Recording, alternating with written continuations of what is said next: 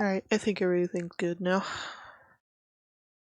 Alright, yeah, I wanted to watch this sooner, but every time I want to watch a Gymquisition, as soon as it comes out, I always end up watching it like at the end of the week.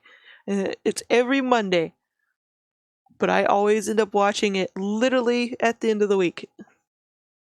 I don't know why. But yeah, this is a video about the Doom Eternal controversy. The Gymquisition.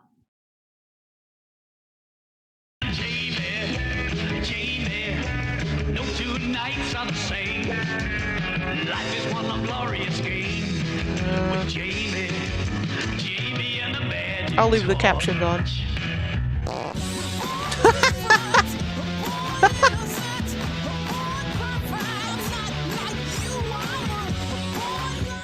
Mate, don't even know what this controversy is. I barely understand it. Don't listen to everyone from what who I says heard. It's fake. I mean, it sort of is, but like that's sort of real. Is. That. Speaking of real wrestling, one final reminder: we're less than a week away from my own self-run wrestling show. We've got a second one. Again, I say this every time, but it's so cool Kaleidoscope, isn't that that they have a wrestling career. I'm tag teaming with the drag Good queen for them. to fight two clowns. Tickets available at buytickets.ad/Spectrum Wrestling.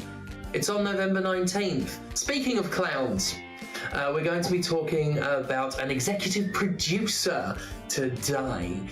One of many red-nosed honkers in a circus of bullshitters. Red-nosed honkers. Anyway, it's not the topic I wanted to do. I had a really fun topic. I was going to introduce you all to Slovis, but that's going to have to wait. Really fun ideas. But the video game industry doesn't respect fun, doesn't want me to have fun. So we're going to be talking about this instead. It's actually kind of sad but true. Eternal, a soundtrack, an executive producer, a composer, and a whole mass of bitter bullshit.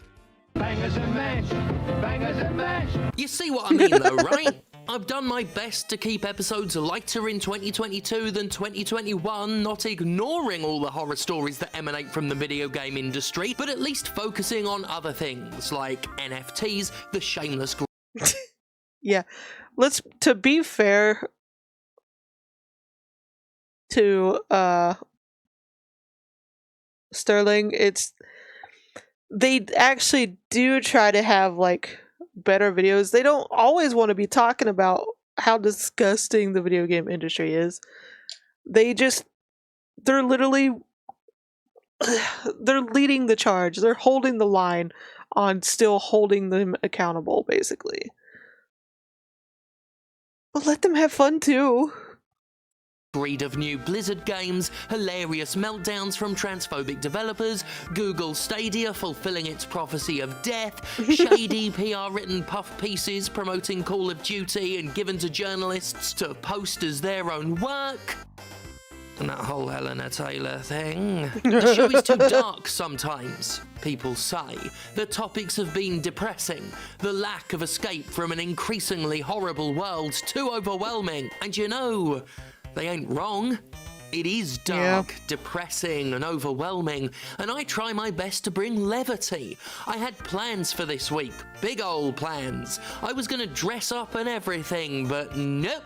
We can't have that, because you can try as hard as you want. If your job is to take an unvarnished look at problems in the game industry, you can only lighten your heart so long before something ghoulish drags it back into the void. My inbox, my Twitter replies, my Facebook page, all were swamped by endless links to a single story with an expectation of coverage. That kind of expectation is an obligation one can't shirk from, even if it is depressing. I can't blame the people who brought this to my attention again and again and again and again. No single one of them could know how much I was hearing about it, and it is my job to hear about it.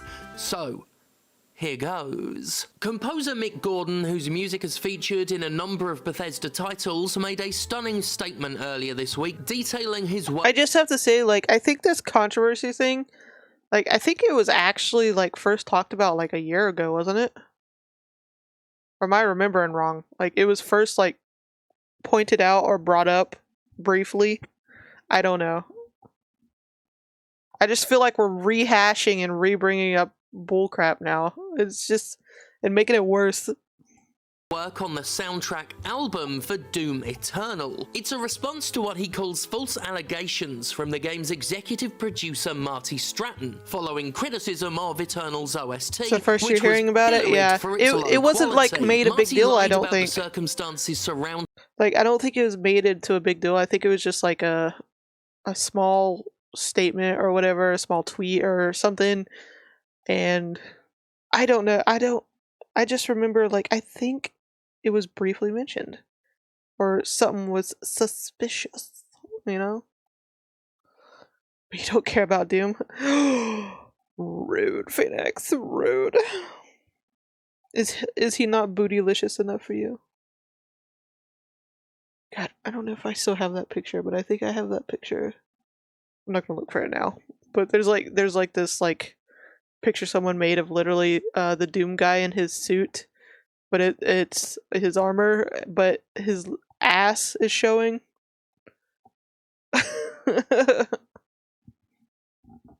Don't like boomer shitters. Fair. the Doom Eternal soundtrack, alleges the composer, and used disinformation and innuendo to blame me entirely for its failure. It's further alleged that Mick Gordon was offered a six-figure settlement sum to keep quiet and take the blame, an offer that has been refused, as you might have guessed.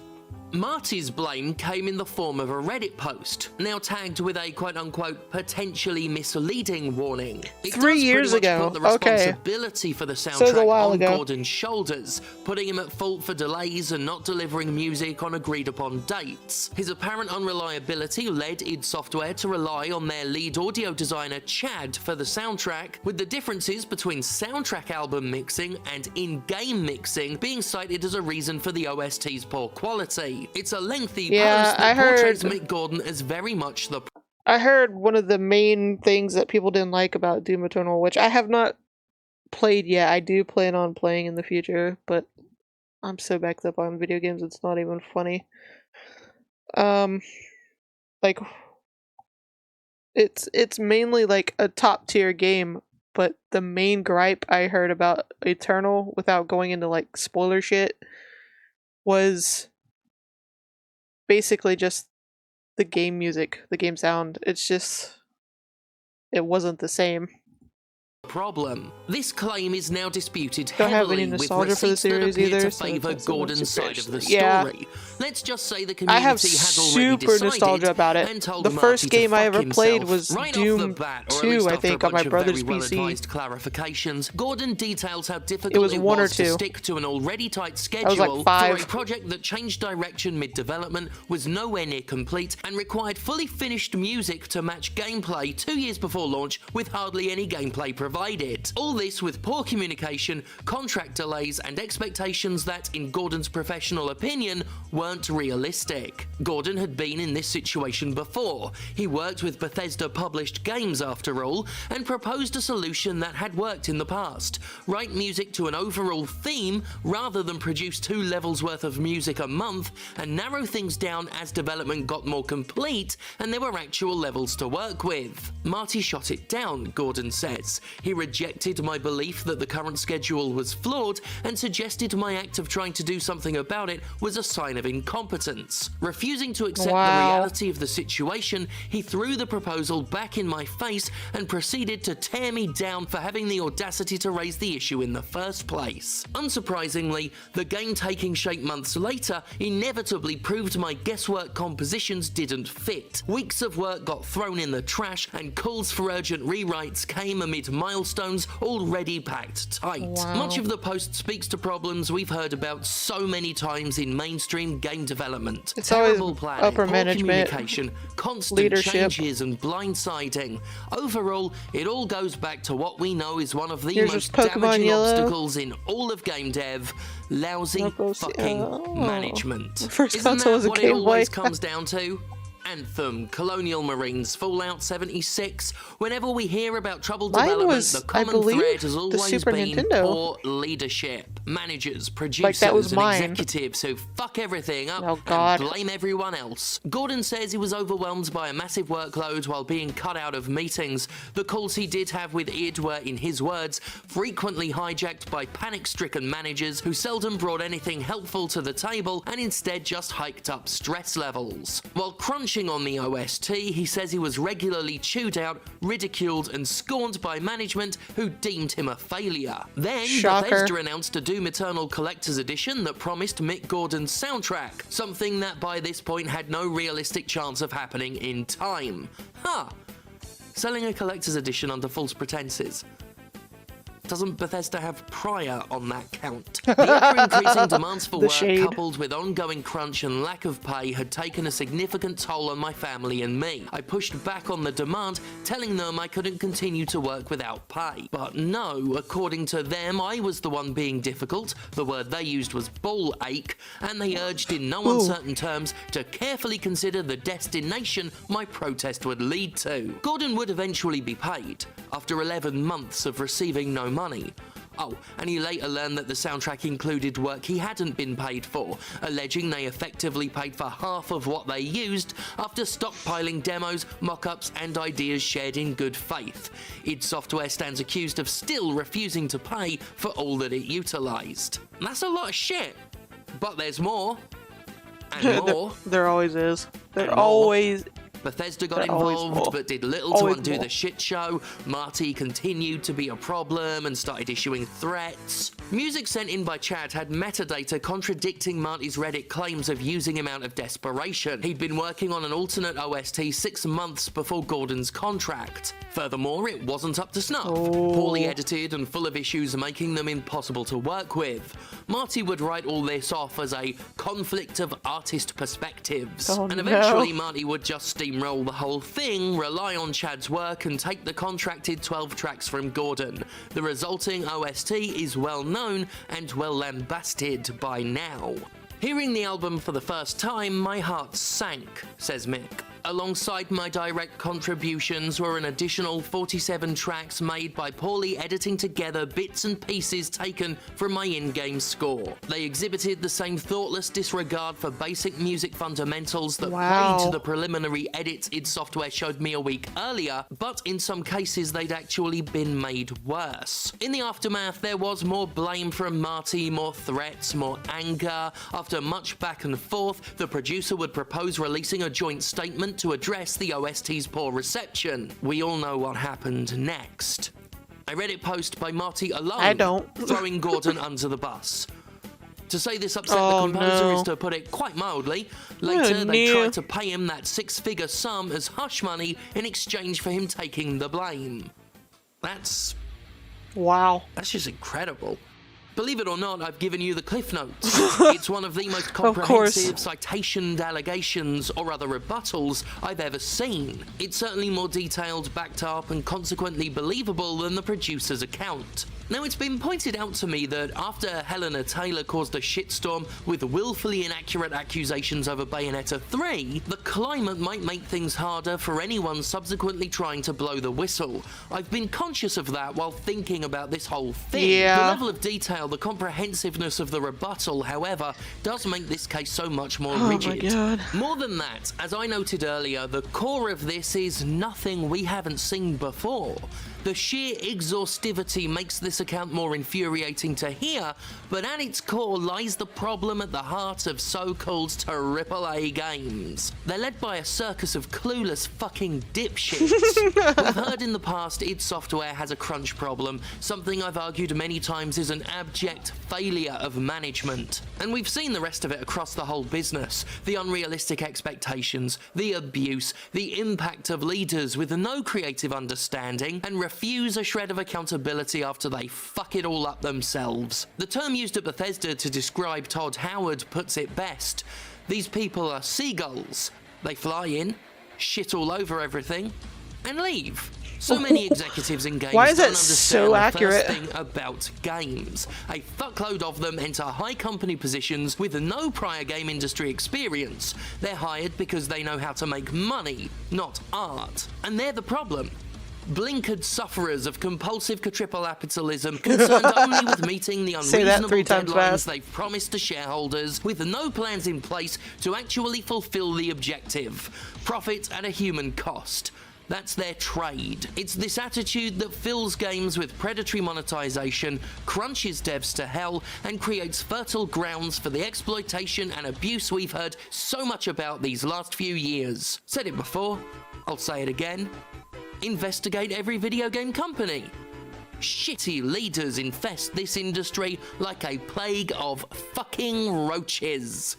See, It's- Craig, I it's managed very to do sad the but entire true, video yeah. without mentioning the twats taking my Sonic review out of context. Shit's rolling in it. Hello, goodbye everyone. The video's over. Basically, I do hope you, well, enjoyed is not the right word, I suppose. I mean, I but, enjoyed it. I hope you felt something, like felt feelings and had them, and then can go away and process them. Don't tell them to me. I don't care. I'll certainly pretend to care, though, about your thoughts and feelings if you come along to Kaleidoscope this Saturday, November 19th in Sheffield. You can get tickets at buytickets.at/Spectrum Wrestling. I would go to one of I those. forgot to do that bit in the intro.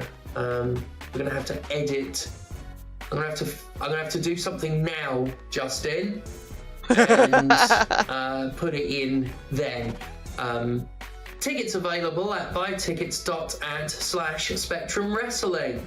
It's on November 19th. Only include that bit, the bit about the date, if I didn't say that at the beginning. Otherwise, just use that bit.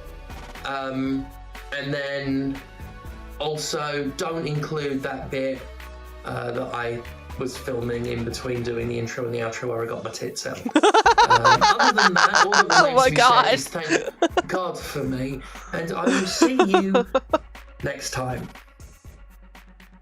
I'm gonna get my tits out again. Nice. Another depressing topic made watchable by Jim Stephanie fucking Sterling. Another good one. I enjoyed that. Even if the topic was depressing, like this, the video game industry is just on fire, right? And the Jim fucking Stephanie Sterling over here is holding the line, even when they have costume ideas and other wholesome ideas for videos. Yeah, that was a good video. Because I didn't really understand what the hell was going on with that. Like, I only saw bits and pieces of that fucking story, so I had no idea. And even then, this was the Cliff Notes version. That's fucking crazy. Yeah, that was a good video.